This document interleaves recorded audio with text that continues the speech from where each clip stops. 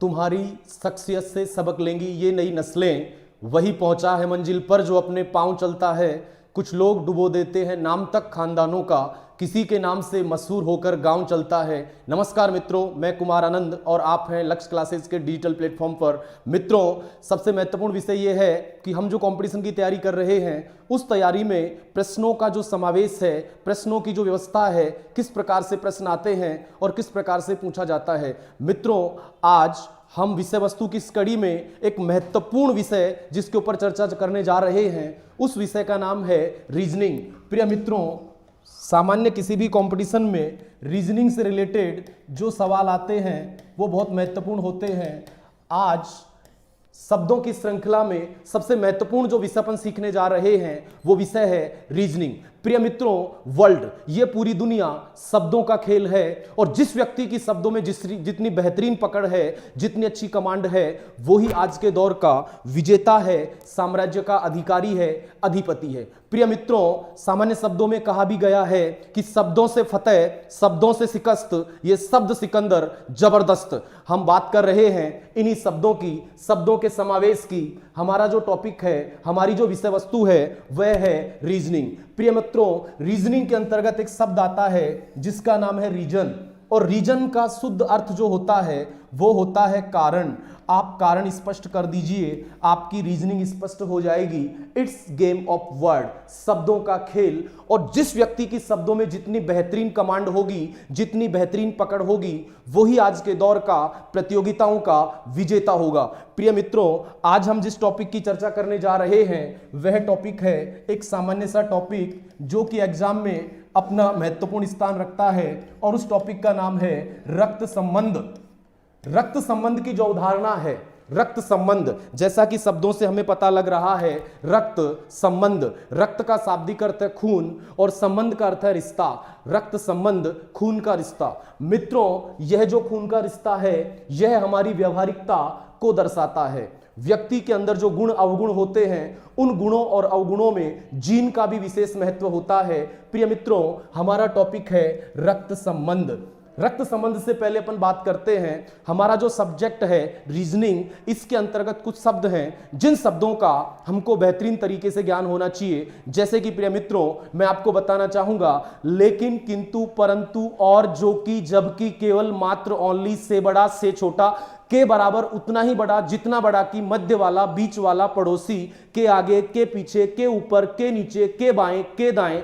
इन शब्दों की यदि व्यवस्था हमको उचित तरीके से आती है तो मैं दावे के साथ कह सकता हूं कि इस विषय में होने वाले सवाल आपके सभी 100% बेहतरीन होंगे और अच्छे से होंगे। लेकिन शब्दों की व्यवस्था के अभाव में हमारे ये सवाल गलत हो जाते हैं। प्रिय मित्रों, हम जिस टॉपिक की चर्चा करने जा रहे हैं उसका नाम है रक्त संबंध, और पूरी प्रकृति में जो खून का रिश्ता है अपना कहीं ना कहीं महत्व रखता है। प्रिय मित्रों, सबसे प्रथम जो हमारा बिंदु है वो यह है कि रक्त संबंध किसे कहते हैं।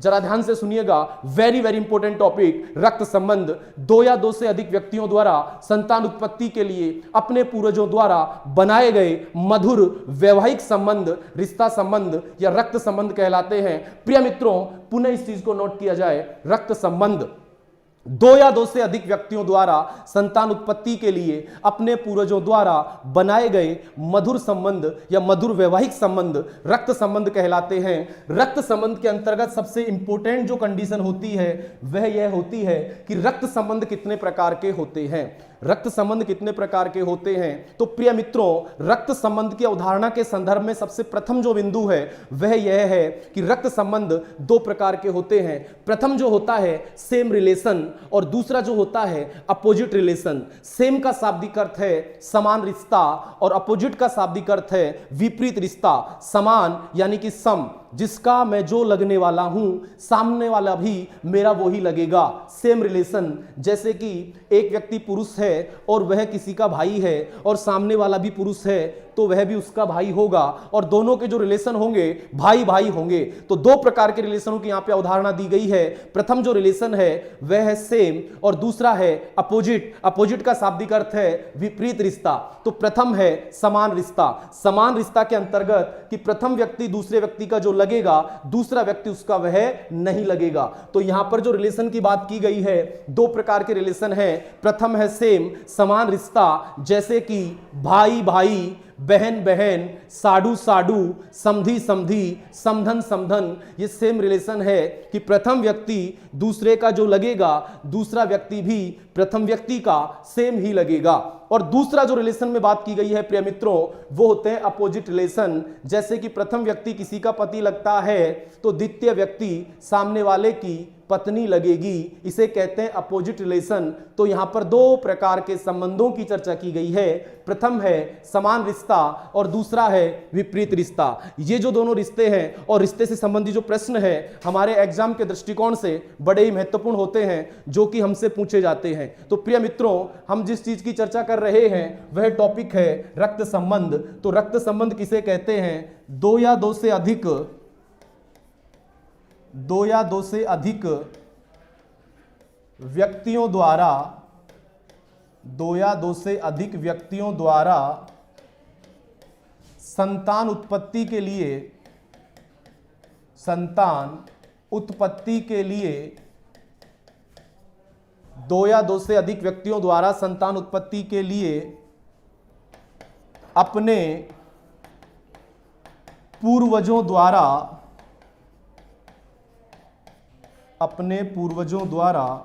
बनाए गए मधुर वैवाहिक संबंध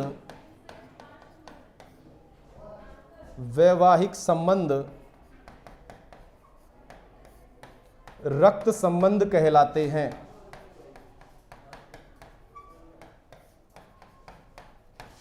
रक्त संबंध के अंतर्गत सबसे जो प्रथम और महत्वपूर्ण बिंदु है वह यह है मित्रों कि रक्त संबंध क्या है। तो रक्त संबंध की प्रथम अवधारणा है कि दो या दो से अधिक व्यक्तियों द्वारा संतान उत्पत्ति के लिए अपने पूर्वजों द्वारा बनाए गए मधुर संबंध रक्त संबंध कहलाते हैं। इन रक्त संबंधों के अंतर्गत जो सबसे प्रथम जो अवधारणा है किसे कहते हैं? तो दो या दो से अधिक व्यक्तियों द्वारा संतान उत्पत्ति के लिए अपने पूर्वजों द्वारा बनाए गए मधुर वैवाहिक संबंध रक्त संबंध कहलाते हैं। इन रक्त संबंधों में सबसे प्रथम जो बात आती है कि इसके अंतर्गत सवाल को किस प्रकार से हल किया जाता है। तो हल करने के लिए प्रिय मित्रों यहाँ पे 4 नियम काम करते हैं। वो 4 नियम कौन कौन हैं, उनकी पुष्टि हर विद्यार्थी को होनी चाहिए, क्योंकि यदि नियम किसी चीज का आधार अगर हम उससे परिभाषित हैं तो आने वाला कोई भी बिंदु हम आराम से कर पाएंगे, हल कर पाएंगे और बेहतरीन तरीके से कर पाएंगे। तो प्रिय मित्रों, रक्त संबंध को हल करने के लिए 4 नियम हैं। तो वह नियम कौन कौन से हैं जरा ध्यान से देखेंगे। तो प्रथम यह है कि रक्त संबंध में से या के जिस भी व्यक्ति के साथ लगेगा, रक्त संबंध में से या के जिस भी व्यक्ति के साथ लगेगा प्रिय मित्रों, हम रिश्ता वहीं से ज्ञात करेंगे। जैसे कि मैं आपको अध्यापन करवाता हूं और आप अध्ययन करते हैं, तो अध्यापन और अध्ययन की इस कड़ी के बीच में एक व्यक्ति है जो पढ़ाने वाला है और कुछ व्यक्ति हैं जो पढ़ने वाले हैं। तो पढ़ाने वाला जो है, जो अध्यापन करवाता है यानी कि शिक्षक है, और जो अध्ययन कर रहे हैं वह विद्यार्थी हैं। तो यहां भी हमारा रिलेशन है एक व्यवहारिकता वाला। तो पढ़ाने वाला कौन है? शिक्षक, और पढ़ने वाले कौन है? विद्यार्थी। अगर आपसे पूछा जाए कि आपसे मेरा रिलेशन, तो आपसे मेरा रिलेशन और मुझसे आपका रिलेशन ये दोनों बिल्कुल डिफरेंट होंगे। और प्रिय मित्रों, जैसा कि मैंने आपको शब्दों से बताया, रीजनिंग शब्दों का खेल है, इट्स गेम ऑफ वर्ड। और शब्दों की इस कड़ी में जब भी कोई एक शब्द हमसे कहा जाएगा उसका दूसरा अर्थ भी निकलेगा। जैसे कि यदि कोई व्यक्ति आपके दाईं ओर बैठा है तो स्थिति समान होगी, आप उसके बाईं ओर होंगे। यदि कोई व्यक्ति आपके आगे बैठा है आप उसके पीछे होंगे। यदि कोई व्यक्ति आपके ऊपर बैठा है आप उसके नीचे होंगे। यदि कोई व्यक्ति आपसे बड़ा है आप उससे छोटे होंगे, और ये कॉमन सेंस वाली बातें हैं। प्रिय मित्रों, हम बात कर रहे हैं, प्रथम नियम है रक्त संबंध का, कि रक्त संबंध में से या के जिस व्यक्ति के साथ लगेगा संबंध हम उसी व्यक्ति से ज्ञात करते हैं। इसका एग्जाम्पल है से या के।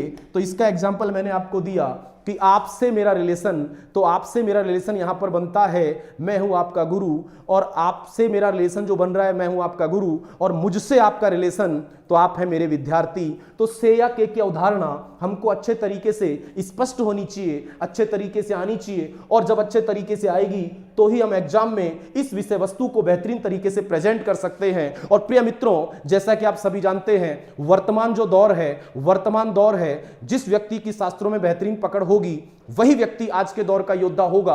अगर उस व्यक्ति की शास्त्रों में बेहतरीन पकड़ नहीं है तो वह आज के दौर का योद्धा नहीं होगा, क्योंकि पिछले जमाने में जो योद्धा होते थे, योद्धाओं का मूल जो चीज होती थी वह होती थी शस्त्र, और जिसकी शस्त्रों में अच्छी पकड़ होती थी वही उस दौर का विजेता होता था। लेकिन वर्तमान में अब शस्त्रों वाली बात नहीं है, अब आज का विजेता वो है जिसकी शास्त्रों में अच्छी पकड़ है, तो जिसकी शास्त्रों में अच्छी पकड़ है वही आज का विजेता है। प्रिय मित्रों, ध्यान से देखेंगे तो प्रथम है से या के, जिस व्यक्ति के साथ लगेगा संबंध उसी व्यक्ति से ज्ञात करेंगे। तो यहां पर जैसे उसने हमसे कहा कि आर जे की संतान है, आर जे की संतान है। प्रिय मित्रों, रीजनिंग में कुछ शब्द ऐसे आते हैं, कुछ सवाल ऐसे आते हैं जिनकी जानकारी आगे से ही अधूरी दी गई होती है, और अधूरी जानकारी देकर के वह आपसे किसी प्रश्न का उत्तर पूछता है और आप उस प्रश्न का सटीक आंसर देने का प्रयास करते हैं। लेकिन प्रिय मित्रों, यदि प्रश्न में ही जानकारी अधूरी है तो उसका सटीक आंसर नहीं आ सकता, उसका फिक्स आंसर नहीं आ सकता, उसका आंसर ऑप्शन के आधार पर आता है। और आपको तो यह याद रखना है कि रीजनिंग के किसी भी प्रश्न का अगर हम उत्तर देंगे तो उसका उत्तर हम देंगे ऑप्शन के आधार पर, क्योंकि रीजनिंग डिपेंड करती है ऑप्शन के आधार पर। प्रिय मित्रों, इसने हमें लिखा कि आर जे की संतान है। अगर उसने हमसे कहा कि आर जे की संतान है और हमसे पूछ लेता है कि आर किसकी संतान है, तो हम जानते हैं कि आर संतान है, और आर किसकी संतान है, जे की। संतान अगर है तो संतान का अर्थ प्रिय मित्रों पुत्र भी हो सकता है और पुत्री भी हो सकता है, क्योंकि संतान में तो पुत्र और पुत्री दोनों ही आते हैं। तो आर जे की संतान है, यह सत्य है, लेकिन वो देगा कि आर क्या है, पुत्र, पुत्री, पुत्र या पुत्री दोनों, इनमें से कोई नहीं। तो आर किसकी संतान है, जे की संतान है।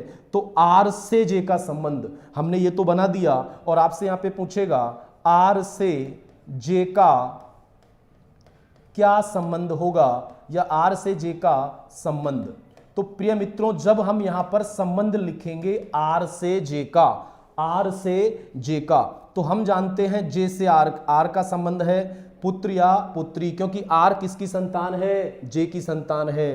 तो जे कौन है, तो प्रिय मित्रों हम सभी जानते हैं कि जो जे है वह पिता भी हो सकता है और माता भी हो सकती है।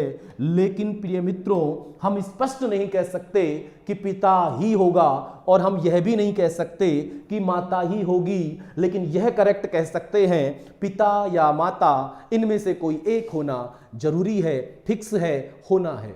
और प्रिय मित्रों, मैं आपको अनुभव के आधार पर बता दूं कि रीजनिंग के कुछ टॉपिकों में यदि या का ऑप्शन कहीं पर आता है तो या अगर लगे तो या लगभग सही हो जाता है। जैसे कि मैं आपके सामने खड़ा हूं, अब मैं प्रखर हूं ये आपको पता नहीं है, और मैं वीकनेस हूं यह भी आपको पता नहीं है। लेकिन अगर वो हमसे पूछता है कि मैं या तो प्रखर हूं या फिर वीकनेस हूं, या तो मैं इंटेलिजेंट हूं या फिर पढ़ने में कमजोर हूं, तो दोनों जानकारियों में से एक जानकारी तो परफेक्ट होनी है। तो यहां पर हमारा सवाल है आर जे की संतान है, संतान कौन है, आर, किसकी संतान है, जे की। तो आर क्या है, पुत्र भी हो सकता है और पुत्री भी हो सकती है, लेकिन पुत्र ही होगा या पुत्री ही होगी यह हम स्पष्ट नहीं कह सकते। और जहां पे स्पष्ट नहीं कह सकते वहां पे ऑप्शन के आधार पर आंसर देना है। तो यह पूछ रहा है आर से जे का संबंध, तो ऑप्शन ए में है प्रिय मित्रों पिता, बी में है प्रिय मित्रों माता, सी में है प्रिय मित्रों पिता या माता, और डी में है प्रिय मित्रों इनमें से कोई नहीं। तो यहां पर हमें ऑप्शन के आधार पर आंसर देना है और प्रथम जो हमारा ऑप्शन है वो है पिता, द्वितीय है माता, सी में है पिता या माता और डी में है इनमें से कोई नहीं।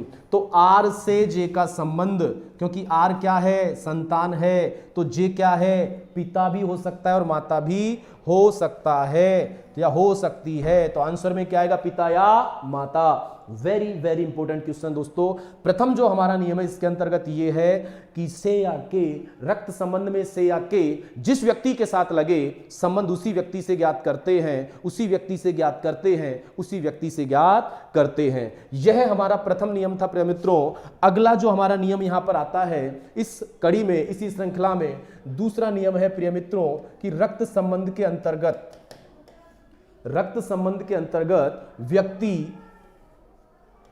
व्यक्ति या नाम से, रक्त संबंध के अंतर्गत व्यक्ति या नाम से हम किसी के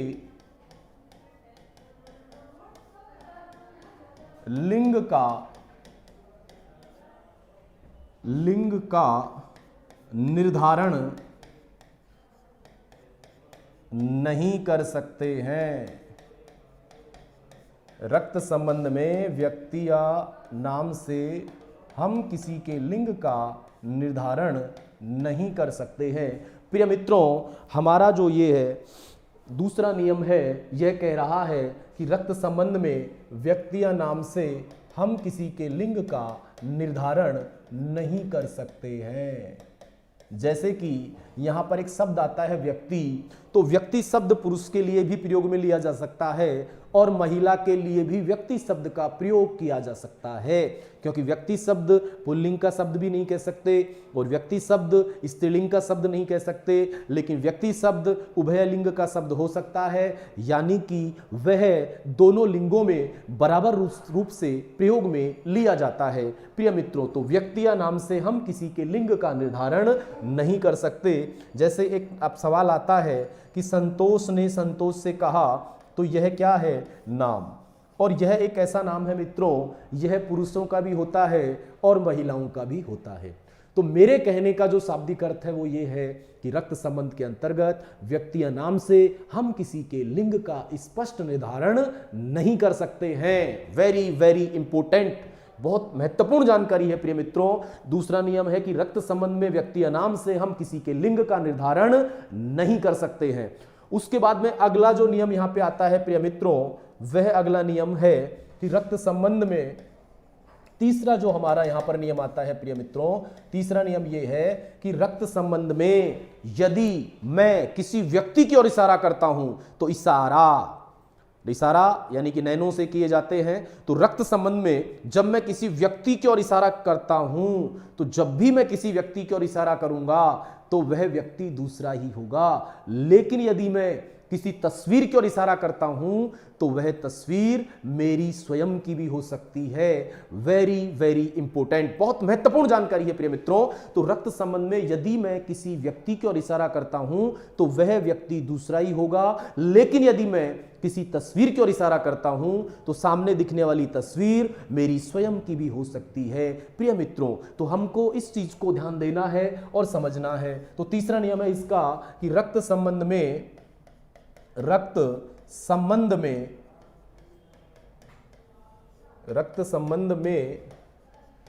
यदि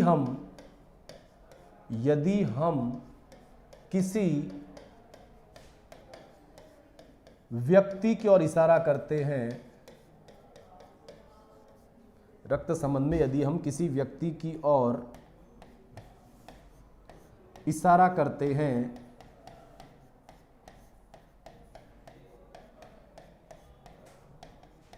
तो वह व्यक्ति दूसरा ही होगा।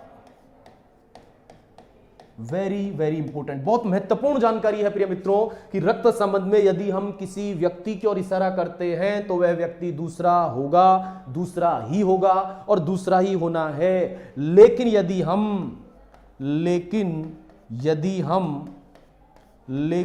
हम लेकिन यदि हम किसी तस्वीर, छायाचित्र भी कह सकते हैं प्रिय मित्रों, या फोटोग्राफ, लेकिन यदि हम किसी तस्वीर, छायाचित्र या फोटोग्राफ की ओर इशारा करते हैं,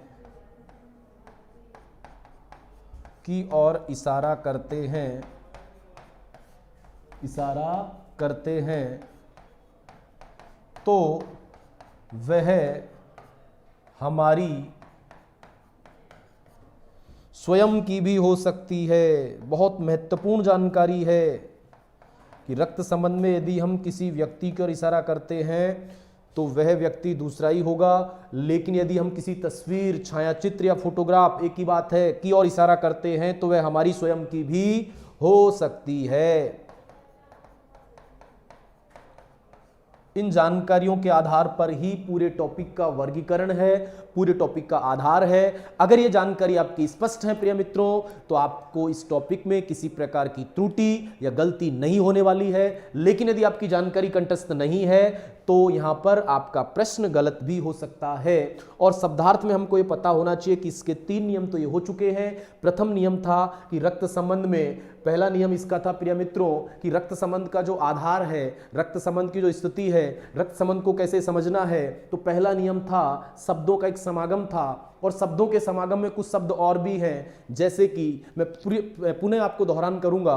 ये शब्द थे लेकिन, किंतु, परंतु, और, जो कि, जबकि, केवल, मात्र, ओनली, से बड़ा, से छोटा, के बराबर, उतना ही बड़ा, जितना बड़ा, कि, मध्य वाला, बीच वाला, पड़ोसी, के आगे, के पीछे, के ऊपर, के नीचे, के बाएं, के दाएं, इन शब्दों का समागम बेहतरीन होना चाहिए। तो प्रिय मित्रों, रक्त संबंध का जो पहला नियम था वो ये था कि रक्त संबंध में से या के जिस व्यक्ति के साथ लगे संबंध उसी व्यक्ति से ज्ञात करेंगे। और प्रिय मित्रों, इसका दूसरा नियम जो हमने पढ़ा वो ये था कि रक्त संबंध में व्यक्ति या नाम से हम किसी के लिंग का स्पष्ट निर्धारण नहीं कर सकते। और प्रिय मित्रों, इसका जो तीसरा नियम हम पढ़ रहे हैं वह है कि रक्त संबंध में यदि हम किसी व्यक्ति की ओर इशारा करते हैं तो वह व्यक्ति दूसरा ही होगा, लेकिन यदि हम किसी तस्वीर, छायाचित्र या फोटोग्राफ की ओर इशारा करते हैं तो वह हमारी स्वयं की भी हो सकती है। जैसे हमने किसी तस्वीर की ओर इशारा किया और कहा कि यह तस्वीर मेरे पिता के एकमात्र पोते के पिता की है, तो यह तस्वीर मेरे पिता के एकमात्र पोते के पिता की है।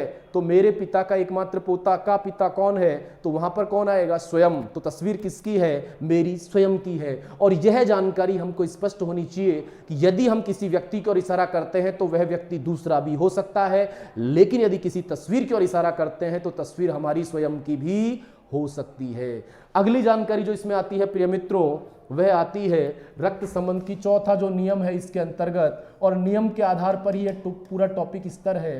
तो चौथी जानकारी इसकी यह है कि रक्त संबंध में 2 प्रकार के शब्दकोश हैं। एक शब्दकोश है हिंदी शब्दकोश और दूसरा शब्दकोश है अंग्रेजी शब्दकोश। तो हिंदी शब्दकोश और अंग्रेजी शब्दकोश, यदि किसी सवाल का आपने हल किया और उस सवाल के हल में जो उत्तर आ रहा है वह आ रहा है दादा, और दादा भी वहाँ ऑप्शन में है, नाना भी वहाँ ऑप्शन में है, और ग्रैंड पा या ग्रैंड फादर भी वहाँ पे है, तो यहाँ पर अंग्रेजी विषय वस्तु को सटीक और सही माना जाता है, अंग्रेजी शब्दकोश को सही माना जाता है। तो प्रिय मित्रों, हमने इसके अंतर्गत 4 नियम पढ़े। पहला नियम पढ़ा कि रक्त संबंध में से या के जिस व्यक्ति के साथ लगे संबंध उसी व्यक्ति से ज्ञात करते हैं। और दूसरा नियम हमने पढ़ा मित्रों कि रक्त संबंध में व्यक्ति या नाम से हम किसी के लिंग का स्पष्ट निर्धारण नहीं कर सकते।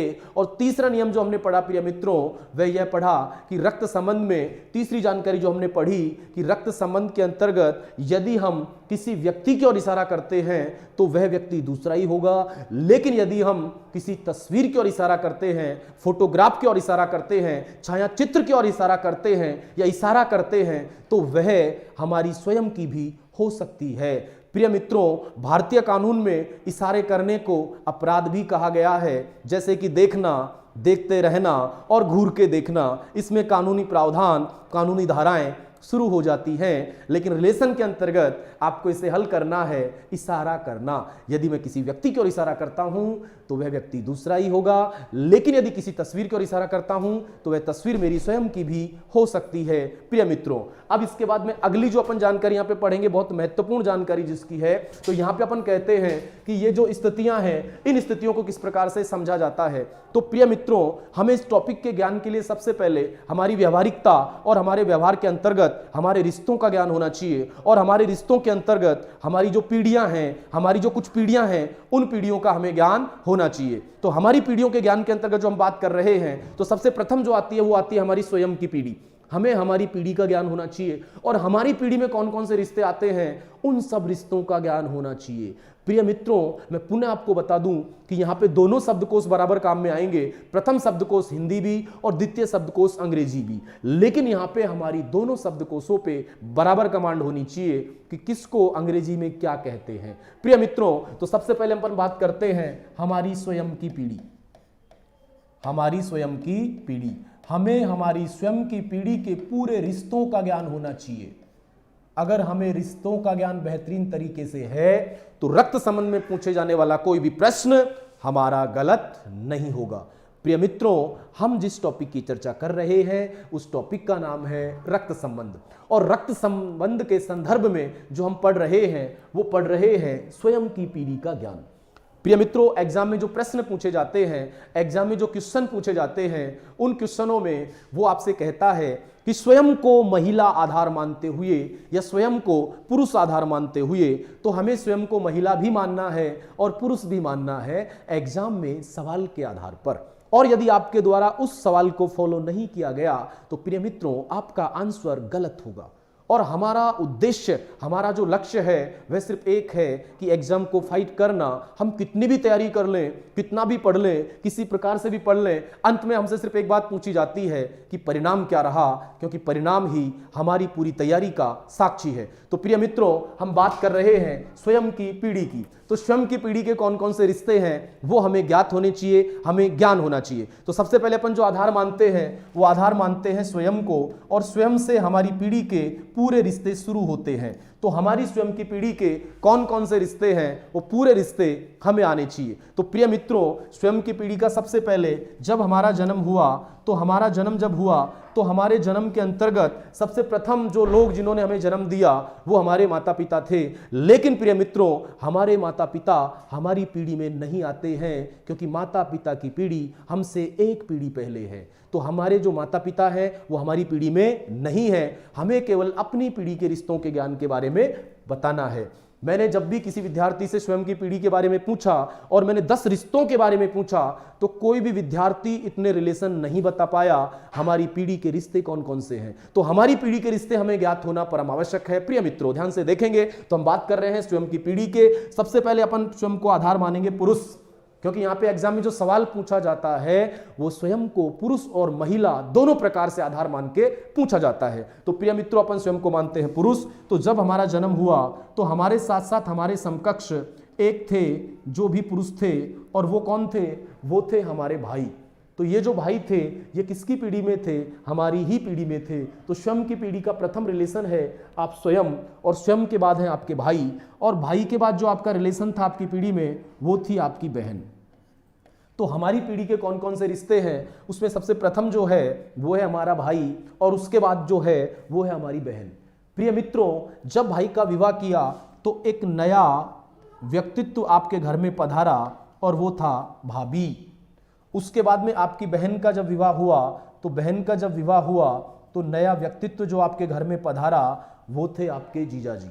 तो मेरे कहने का मतलब है आपकी स्वयं की पीढ़ी के रिश्ते, आपकी स्वयं की पीढ़ी के कौन कौन से रिश्ते हैं, ये रिश्ते आपको अच्छी तरह जानकारी होनी चाहिए। यदि आपको इसकी जानकारी नहीं है तो आपके होने वाले सवाल बिल्कुल यहाँ पर गलत होने वाले हैं। चलो मित्रों, हम बात करते हैं। तो स्वयं की पीढ़ी का प्रथम जो रिलेशन है वो रिलेशन क्या है, तो वह है भाई और दूसरा है बहन। भाई की शादी होगी तो कौन पधारेंगे? भाभी। और बहन की शादी होगी तो कौन पधारेंगे? जीजा जी।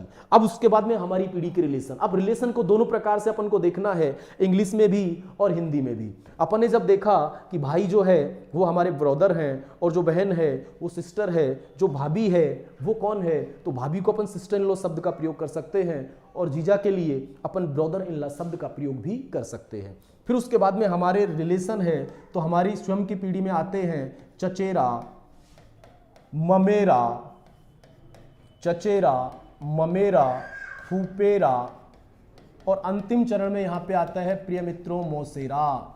तो चचेरा, ममेरा, फुपेरा, मौसेरा, चचेरा, ममेरा, फुपेरा, मौसेरा, चचेरा, ममेरा, फुपेरा, मौसेरा।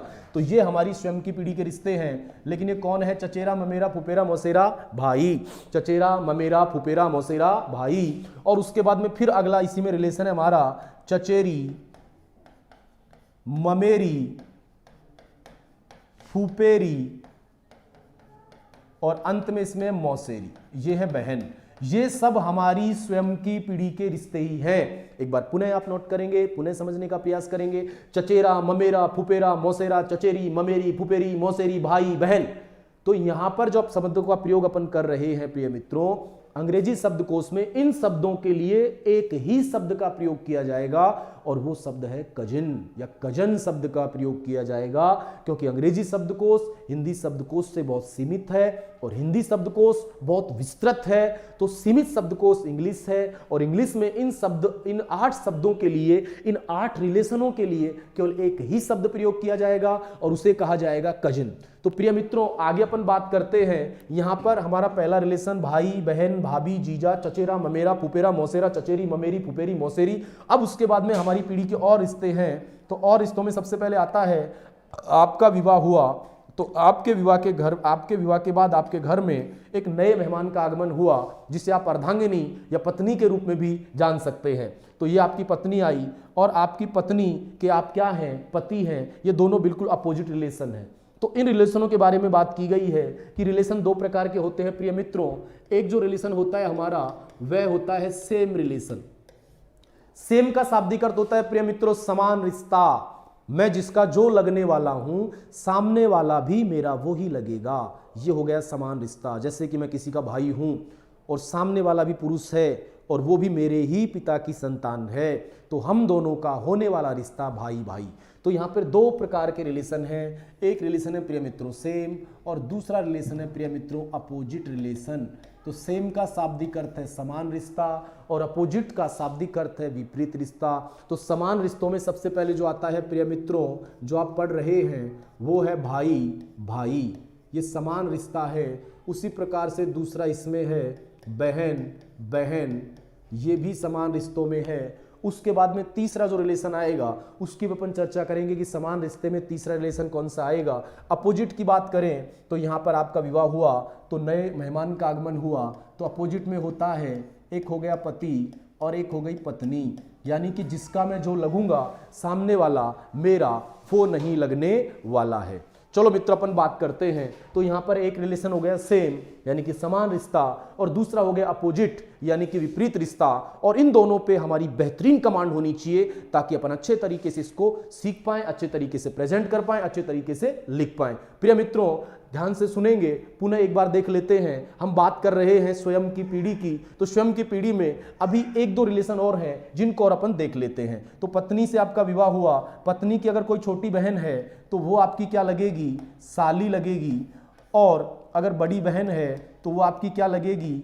बड़सास लगेगी, और यदि आपकी पत्नी का भाई है तो वो आपका क्या लगेगा? साला लगेगा। वेरी वेरी इंपॉर्टेंट प्रिय मित्रों। अब उसके बाद में अगर बड़सास का कोई पति है तो वह आपके क्या लगने वाले हैं? साडू, और साली का भी कोई पति है तो वह भी आपके क्या लगने वाले हैं? साडू। और साडू साडू का मतलब क्या होता है प्रिय मित्रों? एक कंपनी के द्वारा ठगे गए 2 ग्राहक साडू साडू कहलाते हैं। और साले का अगर विवाह कर दिया तो साले के विवाह के बाद एक नवीन मेहमान जिसका आगमन होगा वो कौन है? सलहज। तो प्रिय मित्रों, यह ब्लड रिलेशन के अंतर्गत एक प्रारंभिक सामान्य सी जानकारी थी। वो जानकारी मैंने आपको दी। आशा करता हूं आप बेहतरीन तरीके से समझ पाए होंगे। प्रिय मित्रों, शाब्दिक अर्थों में कहा गया है कि जब खुलती हैं आंखें तो सपने टूट जाते हैं, जब चलते हैं राहों में तो साथी छूट जाते हैं। दुनिया का दस्तूर है प्रिय मित्रों, जेब में ना हो पैसे तो रिश्ते टूट जाते हैं। इन्हीं शब्दों के साथ धन्यवाद। आपका दिन शुभ हो। आपकी शुभकामनाओं के लिए धन्यवाद।